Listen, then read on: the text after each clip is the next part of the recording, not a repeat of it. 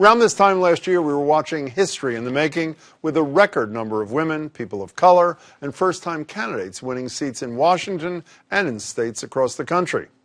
Here in Massachusetts, women set a new record for representation in the State House, which is now 28% female, with 57 women across the House and Senate, 15 of whom had never run for office before.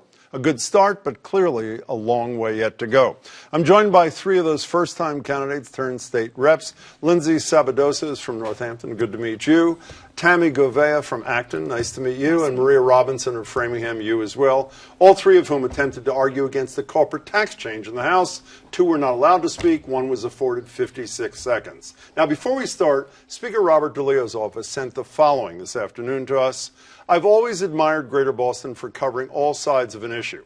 However, I find it ironic and disappointing that Greater Boston plans to run a segment about the alleged stifling of debate on the House floor, and in so doing refuses to include on its on-air panel a member who was both present for the debate and for the alleged incident in question, simply because that member's view conflicts with that of their other guests. It is Greater Boston who is stifling debate. While I fully credit the producer's offer for us to provide a statement, speak with other sources prior to the taping, or to book a guest with an alternative view on a later program, that is not the equivalent of allowing all sides of an issue to be heard together on the same segment. Now, as the Speaker states, we did offer a follow-up conversation. We still do with a House member or the Speaker itself, and we have never refused to involve a guest because, quote, their views conflict with other guests. Never. So let's get started, if we can. Since most people are probably meeting all three of you for the first time, give me a couple of seconds. Why did you decide to run? Why did you want to be a state rep? Well, I had done a lot of advocacy work prior to deciding to run, and I'd spent a lot of time looking at different pieces of legislation and trying to figure out how to move them through the State House, and that process felt frustrating. It felt difficult to get people involved on the state level, and I felt that if I were inside the building, I'd be able to break down some of those barriers and make sure that my district was well heard. How about you? I grew up in Lowell, and all through growing up, I saw a lot of need and human suffering around me. I saw what government can do when it's working and working for people. So I knew from a very young age, and I was inspired from a very young age to run for office. I knew I wanted to be the kind of person to give back to my community, to serve the public in any way that I could. I went off and focused on social work and public health, was also an advocate around a lot of issues that I care about, and then decided to run for this seat so that I could have influence at the state level on the issues that I care about. How about you? Oh, I'm an engineer, so I thought we were doing some very quick bullet points, and I would have said Medicare for all, public health, and climate change is really the issue that I care most about. I spent the past decade working in advocacy around climate change at different state legislatures, and finally figured it was time for me to actually get in there and be the person voting. Well, since you're an expert on climate change, let's talk about tax policy. If All we right, can. absolutely. So just for starters, as I said before, there was a tax change on before the House. You filed an amendment to eliminate it. Is that not correct? That is correct. Why were you doing that? Well, I actually did it in conjunction with these two women as well. Why'd you do that? Because I thought that it was an inappropriate time for us to actually be debating a major tax policy change in a supplemental budget at that period of time. I think that's one of those things that should go through the typical process. It had been heard in committee, but it had not been reported out of committee, either favorably or unfavorably. And for those of us who aren't on the actual revenue committee, we have no information about why we should or should not support this piece. So you were summoned, from what I read in a terrific piece in the Boston Globe by Stephanie Ebert, to the chair of the House Ways and Means Committee, the chief budget committees. Michlowitz, is that how you say his name? Michaelwitz. Michaelwitz, my apologies. You were summoned to me. How was that meeting? We didn't have it. Why is that? So he summoned you. Yes. And there was still no meeting. Correct. Why is that? So what happens on the House floor is when you have an amendment, you are summoned either to speak with someone at the well, to have a conversation, usually asking you to withdraw or telling you to withdraw your amendment. In this case, I was called to his office, and what I did is I brought the co-sponsors of the amendment with me. I may not be a tax policy expert. Linsday Sabadosa certainly is and better understands So why didn't tax he meet policy. with you? I was told that I was not allowed to bring the co-sponsors into the meeting with me, and so I said I would be happy to meet, but I would like to bring these folks in. Now, when this thing finally got to the floor, you attempted to speak. Is that correct? I did, yes. What happened? We didn't get called on. We didn't get recognized. Chairman Cusack from the Revenue Committee told one of my colleagues today that you, in fact, did not attempt to get recognized. Is that correct? That is completely inaccurate, and there are people who are in the section that I'm in who heard me stand and yell, Mr. Speaker, to get recognized. And when you said, Mr. Speaker, what kind of reaction did you get? I saw Representative Donato, who had the gavel, kind of looking around a little flustered. He was in the chair, looking a little flustered, but also Representative Sabadosa had also been standing and yelling to also be recognized as well. Did you get recognized? I did not. And what was the reaction to you?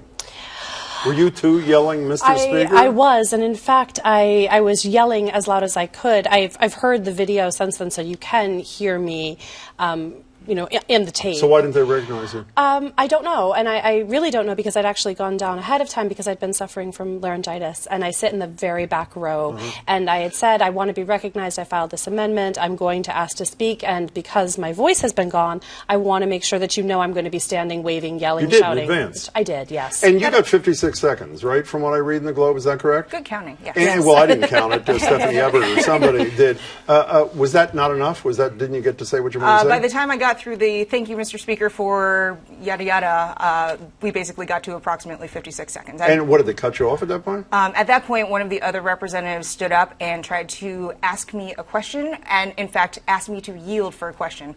And what we've learned in our very first real formal session on January 30th is that there's no such thing as yielding for a question. There's only yielding your time. So had I yielded for a question, I wouldn't have been able to finish my remarks. But we should be very clear that you did say, I'm very happy to answer the question afterwards. Yes. And the other thing to add to this is, in our rules, you actually do not need to yell, Mr. Speaker. Our job is just to stand and then get recognized, which Rep. Robinson also did several times, to then try to get recognized again to address those questions that Representative So you believe Garlick you went above and beyond what was necessary? necessary? Absolutely. Here's what Speaker DeLeo, in his substantive statement, in addition to the one criticizing me. While I was not in the chamber when this incident occurred, if the presiding officer failed to acknowledge a member seeking recognition, I have to believe it was the result of nothing more than an inadvertent oversight by the presiding officer. For anyone to suggest without any evidence of the contrary there were improper motives behind such an inadvertent oversight or an attempt to politicize an inadvertent oversight via social media is both unfair and cynical. How do you respond to this? Well, so I would agree that the Speaker was not present, and he did not have the gavel. gavel. Okay, so fine. of How course, about the inadvertent oversight? But I think the fact that we had gone down beforehand and said that we had wanted to speak, that we had filed this amendment along with Rep. Robinson, would indicate perhaps an interest in speaking, and they were aware of that. So we were standing and yelling. This is and, also a pattern. This is the second time that this has happened to me. On January 30th, I also informed the leadership that I wanted to speak on an amendment on the rules, and I was also at that moment not recognized. Why and is that, do you think? I think it's because they're not used to people standing up and wanting to be recognized. I see it happen to Republican colleagues as well, where they have stood and tried to get recognized and been ignored. Men and women, or just women? Men and women. Yes. You know, you're in terms of the content of your amendment, I know it was co-sponsored, Representative Robinson. What Speaker DeLeo went on to say is the amendment was drafted in such a way that there'd be negative consequences for those who are responsible for the student debt of disabled or deceased people. Essentially, that you drafted the thing incorrectly. Is that true? So it was certainly imperfect drafting. Part of the problem is we only typically have, 2 to 3 hours. We had between 11:50 a.m. and 5 p.m. that day to draft the amendment. But that's the case for everybody, right? It's not That's just the you case guys. for That is the everybody, case for everybody, which is a problem that we're Right. trying to address separately in terms of transparency and good governance. But to answer your question, there was also a House Ways and Means technical amendment that was filed at the very end, which corrected errors. So we didn't get to actually debate the substance of it. They were trying to block it on procedural matters. Right.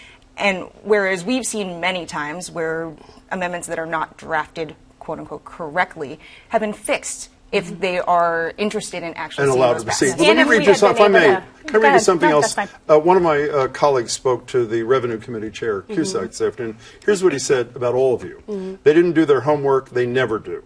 They view anyone who has been there before as the enemy. It's a small group of progressives. I interrupted you. What's your response to Chairman Cusack? That's pretty shocking. I find that to be a disrespectful statement to say that we don't do our homework. We do a lot of our homework, and I'm pretty shocked that that's what his response is, and I find it offensive. This is a $37 million tax break for corporations that make over $25 million. So I think, with all due respect to the chair, this merited a much larger conversation, and it was only due to the fact that we did our homework that this issue was raised. And in fact, if you look, the Senate took that out. So Did you lobby for the Senate to take it out, you three? I think didn't. we spoke publicly about it, and other you than didn't lobby. that, we did not. What's your lobby. reaction, though, to what Cusack, he basically said you don't know what you're doing. I mean, I read verbatim what he said. What's your reaction? I wish that I'd been allowed to speak on the House floor. I had a 7-minute speech that I had worked on with Mass Budget and Policy and the IRS, talking about just how dangerous decoupling could be and the various corporate loopholes that it would open. We would be one of the very few states to have done so, and I think that I am excellent at doing homework, and I had done my homework on this provision. What's your reaction to what Cusack, Chairman Cusack had to say about the three of you and whoever these unnamed other progressives are? Sure. So we talk to people all over the building, senior folks, people who I've talked to, the dean of the entire House many a time to seek advice. So I think to say that we don't view people who have been there before us with respect is very offensive. I spend the vast majority of time with my suite mate, Representative John Hecht, who's been there for 10 years, and get lots of advice. I think it's offensive to the people in the Commonwealth, because what we're trying to do is file amendments to make corrections to bills that we think are areas that could be improved. We're standing up and saying we want things done differently. We want more transparent, independent governance. That's because that's what my constituents want, and we've heard from people all across the state who are really happy that we're trying to file amendments and raise issues that people really do care about. You worried about the repercussions? The three, I have no idea if there will be any. You worried about possible repercussions from the leadership? Any of you? Silence. You're generally not silent. You're not? I care about what my constituents. I care about what my constituents. Well, think, obviously, to be but if honest. there are repercussions, your constituents suffer. Are you worried there will be repercussions? I don't think we have any problem with our offices being smaller or put outside or our desks being placed out in the corridor. Ed Markey had that happen to him about 40 years ago. Yes, and I'm more than happy to stand outside the chamber. But we have this stack of, this is just a selection of some of the emails we've gotten from people across the Commonwealth. Yes. They're with us.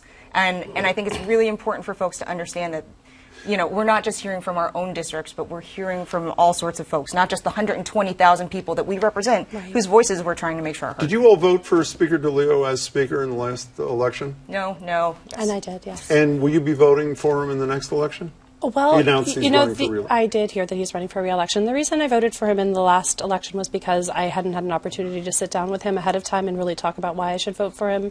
It would feel wrong to vote against somebody in that instance. Will you be voting for him next time?